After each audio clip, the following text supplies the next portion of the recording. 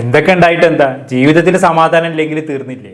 ഈ relationship breakup ആയത് കാരണം തെറാപ്പി എടുക്കേണ്ടി വന്ന ഇഷ്ടംപോലെ സെലിബ്രിറ്റീസിനെ നമ്മൾ കണ്ടിട്ടുണ്ട് അല്ലേ? പക്ഷെ സ്വന്തം മാതാപിതാക്കളുമായിട്ടുള്ള പ്രശ്നം കാരണം തെറാപ്പി എടുക്കേണ്ടി വന്ന ആരെങ്കിലും നിങ്ങൾ കണ്ടിട്ടുണ്ടോ? സിനിമ നടിയായിട്ടുള്ള ഐശ്വര്യ ലക്ഷ്മിയെ കുറിച്ചാണ് ഞാൻ പറഞ്ഞു വരുന്നത്. ഐശ്വര്യ ലക്ഷ്മി എല്ലാവർക്കും അറിയാലോ അല്ലെ? മലയാള സിനിമയിലൂടെ വന്ന് പിന്നീട് തമിഴിലും തെലുങ്കിലും ഒക്കെ ശ്രദ്ധേയമായിട്ടുള്ള കഥാപാത്രം ചെയ്തിട്ടുള്ള ഒരാളാണ് ഐശ്വര്യ. പൊതുവേ നമ്മൾ ഐശ്വര്യയെ കുറിച്ച് സംസാരിക്കുമ്പോൾ അവരുടെ സിനിമകളും കഥാപാത്രങ്ങളും ഒക്കെയാണ് സംസാരിക്കാറുള്ളത്. പക്ഷെ കഴിഞ്ഞ ദിവസം തമിഴിൽ ഒരു പോഡ്കാസ്റ്റ് ചാനലിൽ ഐശ്വര്യ കൊടുത്തൊരു ഇന്റർവ്യൂ കണ്ടപ്പോൾ സാധാരണ ഒരു സിനിമാ താരത്തിന്റെ ഇന്റർവ്യൂവിൽ നമ്മൾ കേൾക്കുന്ന കാര്യങ്ങളൊന്നുമല്ല അവരവിടെ സംസാരിച്ചതെന്ന് തോന്നി. സ്വന്തം മാതാപിതാക്കളുമായിട്ടുള്ള ബന്ധത്തെക്കുറിച്ച്, ചെറുപ്പത്തിൽ നേരിടേണ്ടി വന്ന ചില പ്രശ്നങ്ങളെ കുറിച്ച്, എന്തുകൊണ്ട് തെറാപ്പി എടുക്കേണ്ടി വന്നു എന്നതിനെ കുറിച്ച്, ബ്രേക്കപ്പിനെ കുറിച്ച്, റിലേഷൻഷിപ്പിനെ കുറിച്ച്, സോഷ്യൽ മീഡിയ സമ്മർദ്ദങ്ങളെ കുറിച്ച്, അങ്ങനെ ഒരുപാട് പേഴ്സണൽ കാര്യങ്ങളെ കുറിച്ച് ഐശ്വര്യ ലക്ഷ്മി ഇന്റർവ്യൂ സംസാരിച്ച് വെക്കുന്നുണ്ട്. അതിൽ ചില കാര്യങ്ങൾ കേട്ടപ്പോൾ എനിക്ക് തോന്നിയത് ഇത് ഐശ്വര്യയുടെ മാത്രം കാര്യമല്ലല്ലോ എന്നുള്ളതാണ്. നമ്മൾ ജീവിതത്തിൽ ഏതെങ്കിലും ഒരു ഘട്ടത്തിൽ അനുഭവിച്ചിട്ടുള്ള കാര്യങ്ങളാണ് ഐശ്വര്യ ലക്ഷ്മി തുറന്നു പറയുന്നത്. പ്രത്യേകിച്ച് പാരന്റ്സിനെ കുറിച്ച് ഐശ്വര്യ ലക്ഷ്മി തുറന്നു പറഞ്ഞ് ചില കാര്യങ്ങൾ കേൾക്കുമ്പോൾ പലർക്കും അത് റിലേറ്റ് ചെയ്യാൻ സാധിക്കുമെന്നുള്ളതാണ്. സത്യത്തിൽ മാതാപിതാക്കളുമായിട്ടുള്ള ഐശ്വര്യ ലക്ഷ്മിയുടെ റിലേഷൻ ആണ്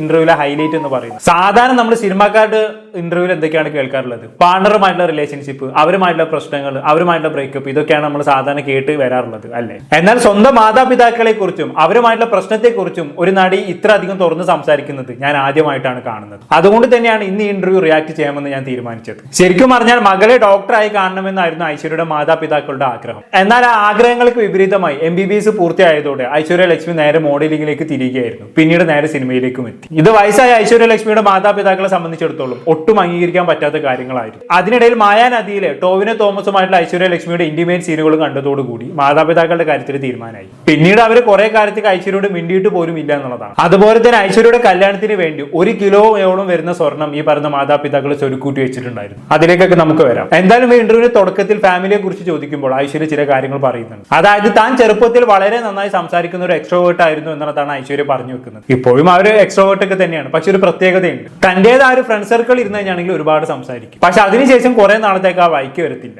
അങ്ങനെ കംപ്ലീറ്റ്ലി ഡിസപ്പിയർ ആവുന്ന ഒരു സ്വഭാവം തനിക്കുണ്ടെന്നാണ് ഐശ്വര്യ ലക്ഷ്മി പറയുന്നത്. ഇത് എന്തുകൊണ്ടാണെന്ന് മനസ്സിലാക്കാൻ വേണ്ടി ഏകദേശം 2 വർഷത്തോളം തെറാപ്പി എടുക്കേണ്ടി വന്നു എന്നൊക്കെ ഐശ്വര്യ പറയുന്നുണ്ട്. തന്റെ അറ്റാച്ച്മെന്റ് സ്റ്റൈൽ എന്താണ്, തന്റെ റിയാക്ഷൻസ് എങ്ങനെയാണ്, തന്റെ മാതാപിതാക്കളുമായിട്ടുള്ള റിലേഷൻഷിപ്പ് എങ്ങനെയാണ്, ഇതൊക്കെ അറിയാൻ വേണ്ടിയിട്ടാണ് താൻ തെറാപ്പി എടുത്തത് എന്നാണ് ഐശ്വര്യ ലക്ഷ്മിയുടെ വാദം. 2023 തനിക്ക് എന്തോ പ്രശ്നമുണ്ടെന്ന് ഐശ്വര്യ ലക്ഷ്മി മനസ്സിലാക്കുന്നത്. പ്രത്യേകിച്ച് ഐശ്വര്യയെ സംബന്ധിച്ചിടത്തോളം തിരുവനന്തപുരത്തൊക്കെ പോകുന്ന സമയത്ത് എന്തൊക്കെയോ കാര്യങ്ങൾ തന്നെ ട്രിഗർ ചെയ്യാറുണ്ട് പോലും. അതെന്താണെന്ന് വെച്ചാണെങ്കിൽ തിരുവനന്തപുരത്താണ് ഐശ്വര്യ ലക്ഷ്മിന്റെ വീട്. ഐശ്വര്യ ലക്ഷ്മിന്റെ അച്ഛനമ്മയ്ക്ക് അവിടെയാണുള്ളത്. എത്ര തിരക്കുണ്ടെങ്കിലും മാസത്തിൽ 2-3 ദിവസം ഐശ്വര്യ ലക്ഷ്മി മാതാപിതാക്കളുടെ കൂടെ വന്ന് നിൽക്കാറുണ്ട്. പക്ഷെ ആ സമയങ്ങളിലൊന്നും ഐശ്വര്യക്ക് നല്ല അനുഭവങ്ങളെല്ലാം ഉണ്ടാവാറുള്ളത്. എന്താണെന്ന് വെച്ചാണെങ്കിൽ ഇപ്പോൾ ഐശ്വര്യയുടെ സുഹൃത്തുക്കൾ എന്തെങ്കിലും പറഞ്ഞു കഴിഞ്ഞാണെങ്കിൽ ദേഷ്യം വരാത്ത കാര്യങ്ങൾ ഐശ്വര്യയോട് മാതാപിതാക്കൾ പറഞ്ഞു കഴിഞ്ഞാണെങ്കിൽ ഉടനെ ഐശ്വര്യക്ക് ദേഷ്യം വരും. പിന്നെ അവരോട് തട്ടിക്കയറും. അതായത് പുറത്തുള്ള ലോകത്തൊരു ഐശ്വര്യ, വീട്ടിനുള്ളിൽ വേറൊരു ഐശ്വര്യ. അതുകൊണ്ട് തന്നെ പലപ്പോഴും പാരന്റ്സിനോട് ദേഷ്യപ്പെട്ട് കഴിഞ്ഞിട്ട് പിന്നെ അവിടെ നിന്ന് പോകുമ്പോൾ പാരന്റ്സിന് ഫോൺ വിളിച്ച് സോറി പറയേണ്ട സാഹചര്യങ്ങളൊക്കെ ഉണ്ടാവാറുണ്ടെന്ന് ഐശ്വര്യ പറയുന്നു. നമുക്ക് എന്തായാലും ഇന്റർവ്യൂവിൽ മാതാപിതാക്കളുമായി ബന്ധപ്പെട്ട് ഐശ്വര്യ പറയുന്ന ഭാഗം ഒന്ന് കേട്ടോക്കാം. 23 I figured there is some problem that I need to figure. I feel like whenever I go to Trivandrum, when we have a conversation, everything is triggering me. I'm talking to amma adum alla ipo normally if anybody from my friend circle say something the same thing, I am not triggered. Ana veetla appa amma idu sollumbodhu I am getting angry with them. So why am I getting angry with them alone, not with other people? Why am I so nice and kind with all of my other friends and all that, but veetla pogumbodhu I am not able to show them the same thing. I am a different person altogether in Trivandrum and outside Trivandrum. So Trivandrum pona oru 3 days enakku break venam adu process panni illa nama vandu konjam idu appadi panna, and I also feel very bad. So I keep calling them up and saying sorry for behaving badly, for talking rudely and all of that. So I decided to figure this out, and that's why I took therapy. I don't like being the other person. I don't like being a rude person and getting angry.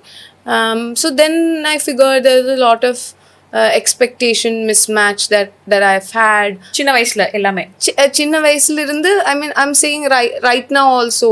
Okay. For example സത്യത്തിൽ ഐശ്വര്യ പറഞ്ഞ ഈ കാര്യങ്ങൾ പലർക്കും relate ചെയ്യാൻ പറ്റുന്നുണ്ടാകും. പ്രത്യേകിച്ച് teenage പ്രായത്തിലുള്ളവർക്ക്. ഐശ്വര്യ ഒരു teenager അല്ലെന്ന് അറിയാം. പക്ഷേ ടീനേജേഴ്സിലാണ് ഇങ്ങനെയുള്ള ക്യാരക്ടർ കൂടുതൽ കണ്ടുവരാറുള്ളത്. അതായത് ടീനേജ് പ്രായത്തിൽ കൂട്ടുകാരായിരിക്കുമല്ലോ നമുക്കല്ല. ആ സമയത്ത് നമ്മുടെ അച്ഛനും അമ്മയും എന്ത് പറഞ്ഞാലും നമുക്ക് ദേഷ്യം വരും, അനുസരണക്കേട് കാണിക്കും, അവരോട് തട്ടിക്കയറും. അതൊക്കെ പ്രായത്തിന്റെ പ്രശ്നമാണ്. പക്ഷെ ആ പ്രായം കഴിഞ്ഞാണെങ്കിൽ ആ സ്വഭാവം പതിയെ മാറി വരും. പക്ഷെ ഐശ്വര്യ ഒരു ടീനേജർ അല്ലല്ലോ. എന്നിട്ടും ഐശ്വര്യയുടെ കാര്യത്തിൽ ഇങ്ങനെ സംഭവിക്കുന്നത് എന്തുകൊണ്ടായിരിക്കും? ആക്ച്വലി ഇതൊരു പൊതു സ്വഭാവം തന്നെയാണ്. പുറത്തുള്ള ഒരാൾ എന്തെങ്കിലും പറഞ്ഞു കഴിഞ്ഞാണെങ്കിൽ നമ്മൾ പലപ്പോഴും വിട്ടുകളയും. പക്ഷേ വീട്ടിലുള്ള ഒരാൾ, പ്രത്യേകിച്ച് നമ്മുടെ അച്ഛനോ അമ്മയോ നമ്മോട് എന്തെങ്കിലും പറഞ്ഞു കഴിഞ്ഞാണെങ്കിൽ എന്തുകൊണ്ടായിരിക്കും നമ്മൾ അവരോട് ദേഷ്യപ്പെടുന്നത്? കാരണം അവർ നമുക്ക് ഇമ്പോർട്ടന്റ് ആണ്. അവരുടെ അഭിപ്രായത്തിന് നമ്മുടെ മനസ്സിലൊരു വെയിറ്റ് ഉണ്ട്. പുറത്തുള്ള ഒരാൾ നമ്മളെ കുറിച്ച് എന്ത് വിചാരിക്കുന്നു എന്നതിനേക്കാൾ നമ്മളെ ഏറ്റവും കൂടുതൽ സ്നേഹിക്കുന്ന ഒരാൾ നമ്മളെ കുറിച്ച് എന്ത് വിചാരിക്കുന്നു എന്നതിനാണ് നമ്മൾ ഇമ്പോർട്ടൻസ് കൊടുക്കാറുള്ളത്, അല്ലേ? അതുകൊണ്ട് തന്നെ മറ്റൊരാൾ നമ്മോട് പറഞ്ഞാൽ പലപ്പോഴും നമ്മൾ ഇഗ്നോർ ചെയ്യുന്ന ഒരു കാര്യം പാരന്റ്സ് നമ്മളോട് പറഞ്ഞു കഴിഞ്ഞാണെങ്കിൽ നമുക്കത് വല്ലാതെ എഫക്ട് ചെയ്യും. ഒരു ഉദാഹരണം പറയാം. നമ്മൾ എന്തെങ്കിലും ഒരു തെറ്റ് ചെയ്തു കഴിഞ്ഞാണെങ്കിൽ പുറത്ത് നിന്നുള്ള ഒരാൾ അത് ചൂണ്ടിക്കാണിച്ചു കഴിഞ്ഞാണെങ്കിൽ ഓക്കെ ശരി എന്ന് പറഞ്ഞുകൊണ്ട് നമ്മളത് വിട്ടുകളയും. പക്ഷെ അതേ കാര്യം നമ്മുടെ അച്ഛനും അമ്മയും നമ്മോട് പറഞ്ഞു കഴിഞ്ഞാണെങ്കിൽ നമ്മൾ എന്തായിരിക്കും തിരിച്ചു മറുപടി പറയാം?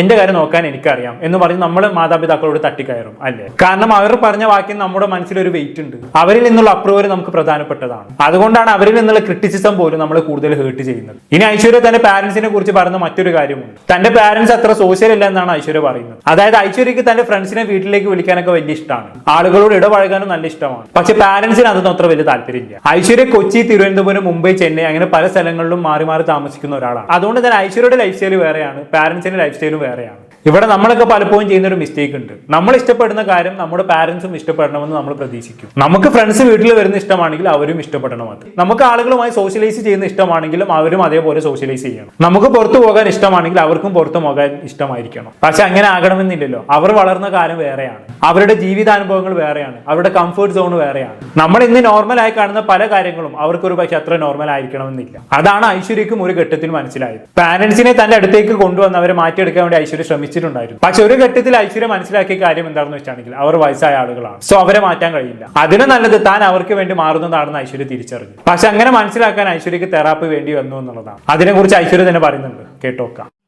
My parents are not very social people. I'm a very social, in my circle, I'm a social person. So I don't mind them coming home and hanging with me. My parents don't want anybody coming home. So I can't invite like my colleagues or something. I can't invite home to my family. So they are So like you that. still live with your parents or you? No, separately? I live all across Cochin, Trivandrum, Bombay and Chennai. This is how my life is. But my family, so for me to accept them as they are, I needed therapy. Otherwise I was trying to force them to change. Why am I forcing my parents? They are 70 now. Why would I force them to change in such a late stage of their life? I was trying to push what I liked on them. I would want to buy my mother a diamond earring because I can afford it now. So for me, buying a diamond earring for my mother became a like a thing I wanted to do. But my mother doesn't want. My mother doesn't want a major sari. I've bought big branded saris for her and not once she would have worn it. Because she's like, I hate wearing heavy saris now. Why are you pushing it on me? So, and I would think of it, I came from a hurt child thing. Like the child in me wants to give something to the mother and my mother is rejecting it. That's a feeling I have. So it took me a while and a lot of therapy to understand that ivangala maatha mudiyadu. Vittidlam. And I shouldn't also do that because it's difficult for them. For the longest time, I wanted them to live in the same city I am. Because when I shifted to Cochin, I wanted them to shift with me to Cochin. Nearby houses, near flat. Because my flat was really small, I wanted to take one more small flat for them so we can live nearby. They didn't want to. Because they were comfortable in Trivandrum. But that became a problem for me with them. See, I'm saying small things like this affect equation in the relationship. So you അതാണ് ഐശ്വര്യ തന്നെ ചോദിക്കുന്നുണ്ട്, 70 വയസ്സായിട്ടുള്ള ആളുകൾ എന്തിനാണ് മാറ്റാൻ ശ്രമിക്കുന്നത്? ഇത് ശരിക്കും interesting ആയിട്ടുള്ള ഒരു പോയിന്റാണ്. നമ്മൾ പലപ്പോഴും ഇങ്ങനെയാണ്, നമ്മൾ ഒരാളെ സ്നേഹിക്കും, പക്ഷെ നമ്മൾ സ്നേഹിക്കുന്ന ഒരാൾ നമ്മൾ ആഗ്രഹിക്കുന്ന പോലെ തന്നെ പെരുമാറണം എന്നുള്ള ഒരു എക്സ്പെക്ടേഷൻ നമുക്ക് ഉണ്ടാകും. അത് നടന്നില്ലെങ്കിൽ നമുക്ക് വിഷമാകും. എന്നാൽ പ്രശ്നം ഒരു പക്ഷേ വ്യക്തിക്കായിരിക്കില്ല, നമ്മുടെ എക്സ്പെക്ടേഷനിലായിരിക്കാം. ഇത് പാരന്റ്സിന്റെ കാര്യത്തിൽ മാത്രമല്ല, ഭർത്താവിന്റെയും ഭാര്യയുടെയും കാര്യത്തിൽ ഇങ്ങനെയൊക്കെ തന്നെയാണ്. നമ്മുടേത് ഒരു പർട്ടിക്കുലർ സ്വഭാവമാണ്, പക്ഷെ നമ്മുടെ പാർട്ണറുടേതും അതേ രീതിയിലുള്ള സ്വഭാവമായിരിക്കണമെന്ന് നമ്മൾ ആഗ്രഹിക്കും, നമ്മളത് പ്രതീക്ഷിക്കും. നമ്മൾക്ക് സംസാരിക്കാൻ ഇഷ്ടമാണെങ്കിൽ നമ്മുടെ പാർട്ണറും അതേപോലെ സംസാരിക്കണം. നമുക്ക് പുറത്തു പോകാൻ ഇഷ്ടമാണെങ്കിൽ നമ്മുടെ പാർട്ണറും പുറത്തു പോകാൻ ഇഷ്ടപ്പെടണം. നമുക്ക് ആളുകളുമായി ഇടപഴകാൻ താല്പര്യമാണെങ്കിൽ അവരും അങ്ങനെ ആയിരിക്കണം. അങ്ങനെ ആയില്ലെങ്കിൽ എന്നെ മനസ്സിലാക്കുന്നില്ല എന്ന് നമ്മൾ പരാതി പറയാൻ തുടങ്ങും. പക്ഷെ നമ്മൾ സ്നേഹിക്കുന്ന ഒരാൾ നമ്മളെ പോലെ ആയിരിക്കണം എന്നുള്ള റൂൾ എവിടെയാണുള്ളത്? അവർ നമ്മളിൽ നിന്ന് കംപ്ലീറ്റ്ലി ഡിഫറെന്റ് ആയിരിക്കാം, അവരുടെ ലൈക്സ് വേറെ ആയിരിക്കാം, അവരുടെ പ്രയോറിറ്റി വേറെ ആയിരിക്കാം. അത് ആക്സെപ്റ്റ് ചെയ്ത് കഴിയുമ്പോഴാണ് ഒരു റിലേഷൻഷിപ്പ് മെച്യൂർഡ് റിലേഷൻഷിപ്പ് ആയി മാറുന്നത്. ഇതുമായി ബന്ധപ്പെട്ട് ഐശ്വര്യലക്ഷ്മി വരുന്ന മറ്റൊരു എക്സാമ്പിൾ ആണ് ഡയമണ്ട് ഇയറിംഗ്സിന്റെ കാര്യം. ഇപ്പോൾ തനിക്ക് കഴിവുണ്ട്, പണം സമ്പാദിക്കുന്നുണ്ട്,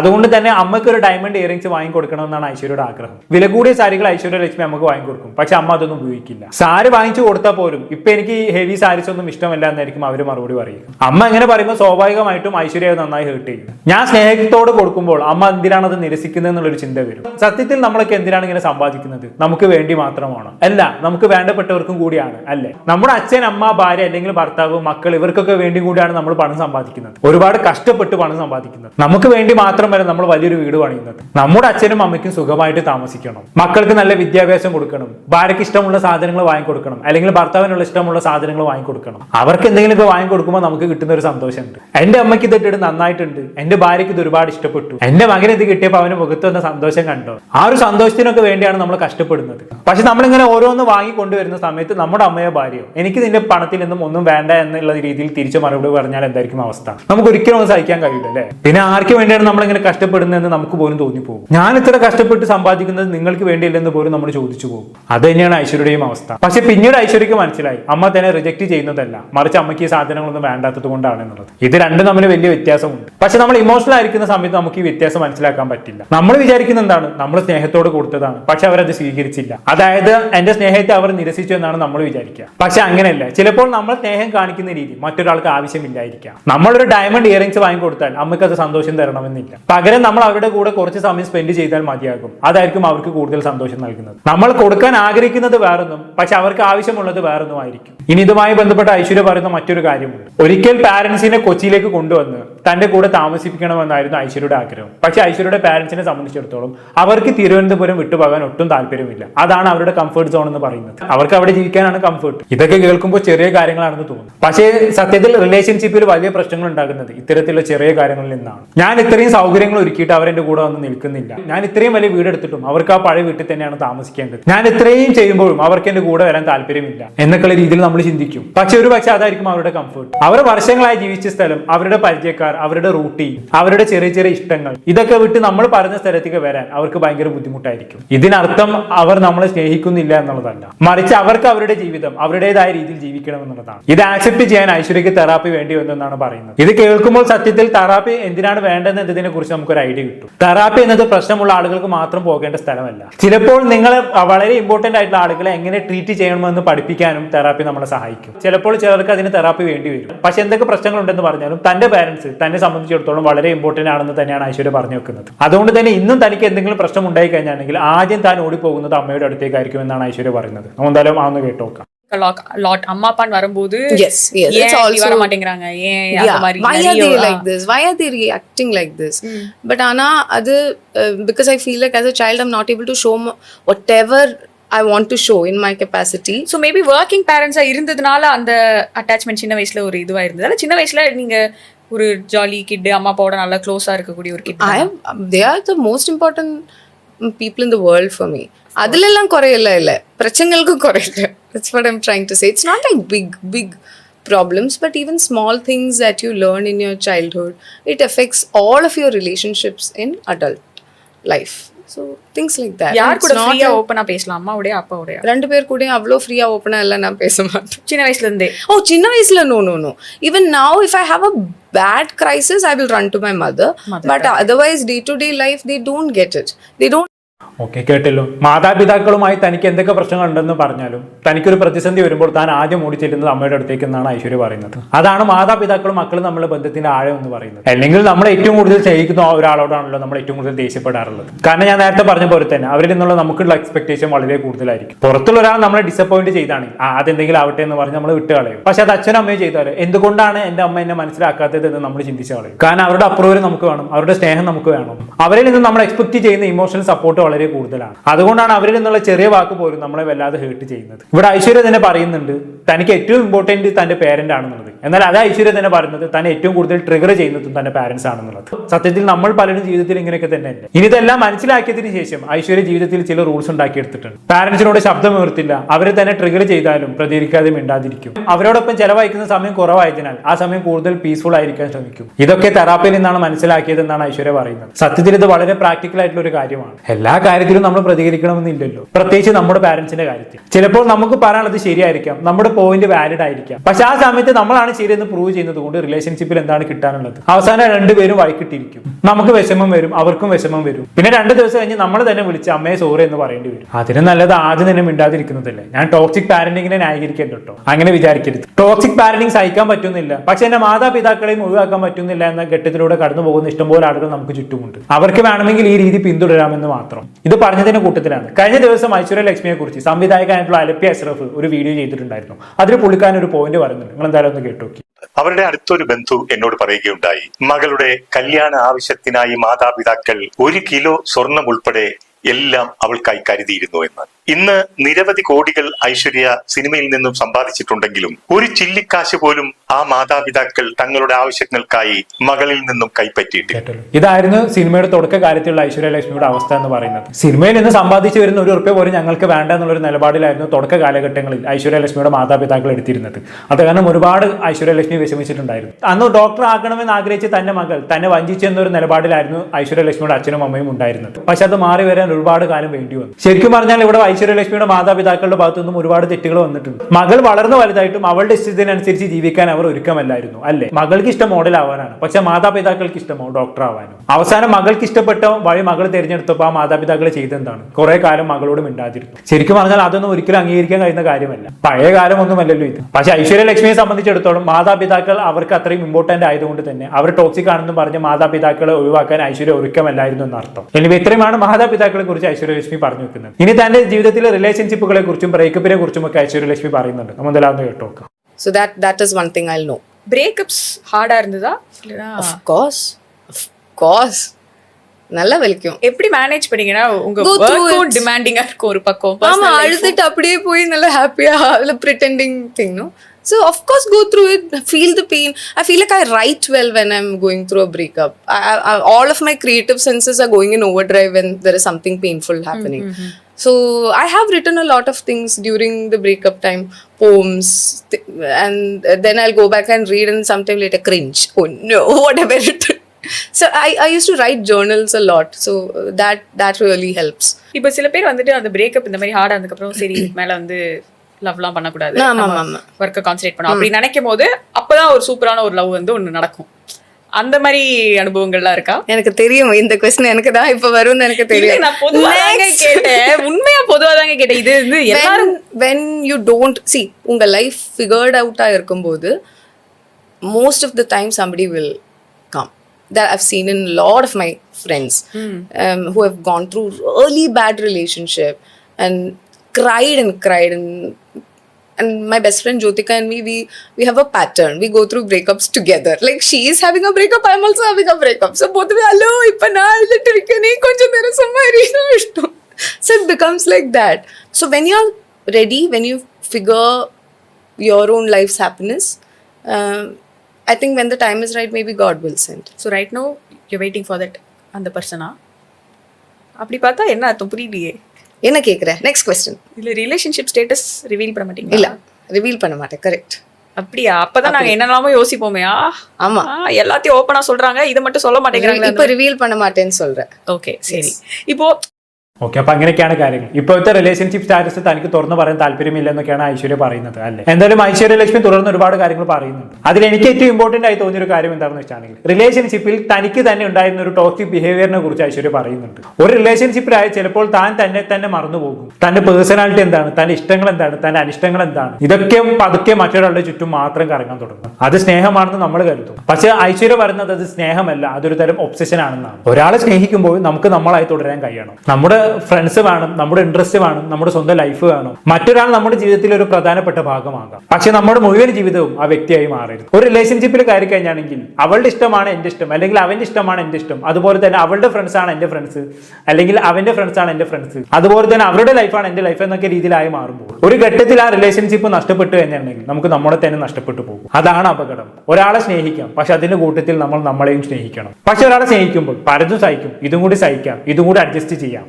ഒരുപക്ഷെ നാളെ മാറുമായിരിക്കും എന്നൊക്കെ നമ്മൾ കരുതും. പക്ഷെ അവിടെയാണ് സ്റ്റോപ്പ് ചെയ്യേണ്ടതെന്ന് അറിയാതെ പോകുമ്പോൾ നമ്മൾ നമ്മളെ തന്നെ നഷ്ടപ്പെടുത്തും എന്നുള്ളതാണ്. ഒരു റിലേഷൻഷിപ്പിൽ ഒരാൾ മാത്രം കൊടുത്തുകൊണ്ടിരിക്കുകയാണെങ്കിൽ അത് നല്ല റിലേഷൻഷിപ്പ് അല്ല. രണ്ടുപേരും ഒരുപോലെ എഫേർട്ട് എടുക്കണം, രണ്ടുപേരും ഒരുപോലെ കോൺട്രിബ്യൂട്ട് ചെയ്യണം. ഒരാൾ മാത്രം സാക്രിഫൈസ് ചെയ്താൽ ഒരു പക്ഷേ ലവ് ആയി തോന്നാം, പക്ഷെ അത് ദീർഘകാലം നിലനിന്നുകൊള്ളണമെന്നില്ല. പിന്നെ ഈ ഇന്റർവ്യൂവിൽ എനിക്ക് ഏറ്റവും ഇൻട്രസ്റ്റിംഗ് ആയി തോന്നിയ മറ്റൊരു കാര്യം എന്താണെന്ന് വെച്ചാണെങ്കിൽ ഐശ്വര്യ ലക്ഷ്മി തെറാപ്പിയെ കുറിച്ച് പറയുന്നതാണ്. ഞാൻ തെറാപ്പിയിൽ പോകുന്നത് ഞാൻ എന്തെങ്കിലും രോഗം ബാധിച്ചവളായതിനാലല്ല, ഭാവിയിൽ അതുകൊണ്ട് കഷ്ടപ്പെടാതിരിക്കാനാണ്. ഇതായിരുന്നു ഐശ്വര്യ ലക്ഷ്മിയുടെ വാക്കുകൾ. ശരിക്കും പറഞ്ഞാൽ നമ്മുടെ സമൂഹത്തിൽ തെറാപ്പിയെ കുറിച്ച് ഒരുപാട് തെറ്റിദ്ധാരണകളുണ്ട് അല്ലെ. തെറാപ്പി എന്ന് പറഞ്ഞാൽ എന്തോ വലിയ പ്രശ്നമുള്ള ആളുകൾ മാത്രം പോകുന്ന സ്ഥലമാണെന്ന് പലരും കരുതും. പക്ഷേ തെറാപ്പി എന്ന് പറഞ്ഞാൽ ചിലപ്പോൾ നമുക്ക് നമ്മളെ തന്നെ മനസ്സിലാക്കാൻ വേണ്ടിയുള്ളതാണ്. ഞാൻ എന്തുകൊണ്ടാണ് ഇങ്ങനെ റിയാക്ട് ചെയ്യുന്നത്, എന്തുകൊണ്ടാണ് ചില ആളുകൾ എന്തെങ്കിലും പറയുമ്പോഴേക്കും എന്നെ എത്ര ട്രിഗർ ആക്കുന്നത്, എന്തുകൊണ്ടാണ് ഒരു റിലേഷൻഷിപ്പിൽ ഞാൻ എന്നെ തന്നെ മറക്കുന്നത്, എന്തുകൊണ്ടാണ് ഒരേ പാറ്റേൺ വീണ്ടും വീണ്ടും എന്റെ ജീവിതത്തിലേക്ക് വരുന്നത്, എന്തുകൊണ്ടാണ് ചില കാര്യങ്ങൾ ഞാൻ ഇത്ര സെൻസിറ്റീവ് ആകുന്നത്, ഇതൊക്കെ മനസ്സിലാക്കാൻ തെറാപ്പി നമ്മളെ സഹായിക്കും. നമ്മുടെ ശരീരത്തിന് ഒരു പ്രശ്നം വന്നാൽ ഡോക്ടറെ കാണിക്കുന്നതിന് നമുക്കൊരു പ്രശ്നവുമില്ല. എന്നാൽ മനസ്സിലൊരു പ്രശ്നം വന്നാൽ മാത്രം എനിക്ക് എന്താ ഭ്രാന്താണെന്ന് ചോദിക്കാൻ തുടങ്ങും. അതിന്റെ ആവശ്യമില്ല. മനസ്സിന് ചിലപ്പോൾ മെയിൻ്റെനൻസ് വേണം. അതുകൊണ്ടാണ് ഐശ്വര്യയുടെ ഈ ഓപ്പൺനെസ് ഇമ്പോർട്ടന്റ് ആയി മാറുന്നത്. പ്രത്യേകിച്ച് ആക്ടേഴ്സ് തെറാപ്പി പരീക്ഷിക്കണമെന്നാണ് ഐശ്വര്യ പറയുന്നത്. കാരണം അഭിനയത്തിൽ വിജയിക്കണമെങ്കിൽ ആദ്യം സ്വയം മനസ്സിലാക്കണമെന്നാണ് ഇവർ പറയുന്നത്. ഒരു ക്യാരക്ടറിന്റെ ഇമോഷൻസ് മനസ്സിലാക്കണമെങ്കിൽ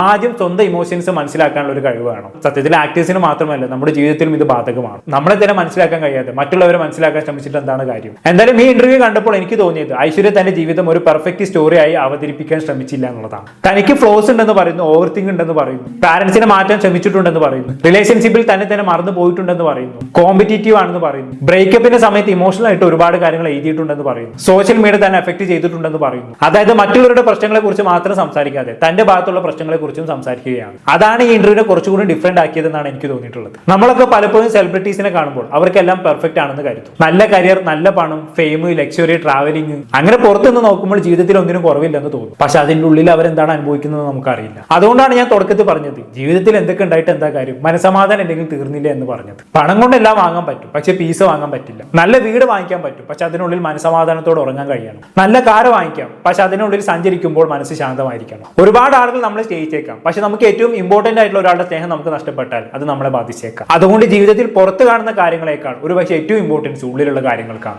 എന്തായാലും ഇന്റർവ്യൂവിന്റെ അവസാനത്തിൽ ഐശ്വര്യ പറയുന്നൊരു കാര്യമുണ്ട്, ആളുകളോട് നമ്മൾ കരുണ കാണിക്കണം. സത്യത്തിൽ ഇന്റർവ്യൂ മുഴുവൻ കേട്ട് കഴിഞ്ഞപ്പോൾ ഈ ഒരു സെന്റൻസ് തന്നെയാണ് എന്റെ മനസ്സിൽ തങ്ങി നിന്നത്. സത്യത്തിൽ നമ്മൾ പുറത്തുനിന്നും ഒരാളെ കാണുമ്പോൾ അയാൾ എങ്ങനെയാണ് പെരുമാറുന്നത് എന്ന് മാത്രമേ നമ്മൾ കാണുന്നുള്ളൂ. പക്ഷെ അയാളുടെ ഉള്ളിൽ എന്താണ് നടക്കുന്നതെന്ന് നമുക്കറിയില്ല. പുറമേ നല്ല കോൺഫിഡന്റ് ആയി നടക്കുന്ന ഒരാൾ ഉള്ളിൽ ഒരുപാട് സ്ട്രഗിൾ ചെയ്യുന്നുണ്ടാക്കാം. എപ്പോഴും ചിരിക്കുന്ന ഒരാൾ രാത്രി ഒറ്റയ്ക്ക് ഇരിക്കുമ്പോൾ കരയുന്നുണ്ടാക്കാം. നമുക്ക് ഒരുപാട് അരഗന്റ് ആയി തോന്നുന്ന ഒരാൾ ഒരു പക്ഷെ ഒരുപാട് ഹേർട്ട് ചെയ്യപ്പെട്ട ഒരാളാക്കാം. നമ്മൾ ഇവൾക്ക് എന്തിന്റെ പ്രശ്നമാണെന്ന് തോന്നുന്ന ഒരാൾ ഒരു പക്ഷെ ഒരുപാട് പ്രശ്നങ്ങളൂടെ കടന്നു പോകുന്നുണ്ടാകും. അതുകൊണ്ട് ഒരാൾ പെട്ടെന്ന് ജഡ്ജ് ചെയ്യുന്നതിന് മുമ്പ് അയാളെ ഒന്ന് മനസ്സിലാക്കാൻ ശ്രമിക്കുന്നത് എന്തുകൊണ്ട് നല്ലതാണ്. പാരന്റ്സിനെ മനസ്സിലാക്കാനും, മക്കളെ മനസ്സിലാക്കാനും, പാർട്ട്നേഴ്സിനെ മനസ്സിലാക്കാനും, മറ്റുള്ളവരെ മനസ്സിലാക്കാനും അതിനു മുമ്പ് നമ്മളെ തന്നെ മനസ്സിലാക്കാനും പറ്റണം. കാരണം നമുക്ക് നമ്മളെ തന്നെ മനസ്സിലാക്കാതെ മറ്റൊരാളിൽ നിന്നും എന്താണ് പ്രതീക്ഷിക്കേണ്ടതെന്ന് പോലും ചിലപ്പോൾ നമുക്കറിയില്ല. എന്തായാലും ഐശ്വര്യ ലക്ഷ്മിയുടെ ഇന്റർവ്യൂ കണ്ടപ്പോൾ എനിക്ക് തോന്നിയ കാര്യങ്ങളാണ് ഇതൊക്കെ. നിങ്ങൾ ഇന്റർവ്യൂ കണ്ടിട്ടുണ്ടെങ്കിൽ ഐശ്വര്യ പറഞ്ഞതിൽ ഏറ്റവും കൂടുതൽ റിലേറ്റ് ചെയ്യാൻ പറ്റുന്ന കാര്യം നിങ്ങൾക്ക് എന്താണ്? പാരന്റ്സുമായിട്ടുള്ള റിലേഷൻഷിപ്പ് ആണോ, തെറാപ്പി ആണോ, ബ്രേക്കപ്പ് ആണോ, അതല്ലെങ്കിൽ റിലേഷൻഷിപ്പിൽ നിങ്ങളെ തന്നെ നിങ്ങൾ നഷ്ടപ്പെടുത്തുന്നതാണോ? നിങ്ങളുടെ അഭിപ്രായം താഴെ കമന്റ് ബോക്സിൽ രേഖപ്പെടുത്തുമല്ലോ. എന്തായാലും നല്ലൊരു ജീവിതത്തിലേക്ക് കൂടുതൽ സന്തോഷത്തോടെയും സമാധാനത്തോടെയും പോകാൻ ഐശ്വര്യക്ക് സാധിക്കട്ടെ എന്ന് ആശംസിച്ചുകൊണ്ട് ഈ വീഡിയോയുടെ വൈൻഡപ്പ് ചെയ്യാണ്. എന്താണ് നിങ്ങൾക്ക് തോന്നുന്നത് താഴെ കമന്റ് ബോക്സിൽ രേഖപ്പെടുത്തുമല്ലോ. അടുത്ത ടോപ്പിക് വീണ്ടും കാണാം. ബൈ.